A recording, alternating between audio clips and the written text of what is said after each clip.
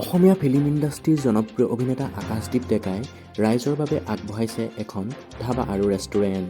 নিজৰ জীয়েকৰ জন্মদিন উপলক্ষে আকাশদ্বীপ ডেকাই কালি শুভ উদ্বোধন কৰে ৰেষ্টুৰেণ্ট আৰু ধাবাখন। তেওঁ জীয়েক নমামীৰ নাম অনুসৰিয়ে ধাবা আৰু ৰেষ্টুৰেণ্টখনৰ নাম নমামী ৰাখিছে। এই কথা তেওঁ ফেচবুক পোষ্টযোগে সদৰি কৰে। তেওঁ ফেচবুক পোষ্টত লিখিছে, মোৰ জীৱনৰ সৰ্বোচ্চ প্ৰাপ্তি, মোৰ সুখ দুখ ঘাত প্ৰতিঘাত সকলোখিনি এটা পলকতে তোমাক দেখা পালেই সকলো পাহৰি যাওঁ।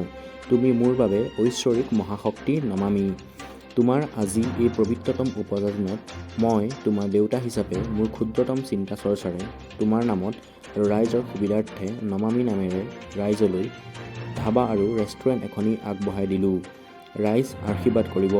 আপোনালোকৰ যোগাত্মক সঁহাৰিয়ে মোৰ কাম্য। ভিডিঅ'টো কেনেকুৱা পালে কমেণ্ট কৰি জনাওক আৰু চেনেলটো ছাবস্ক্ৰাইব আৰু লাইক কৰি দিব। ধন্যবাদ।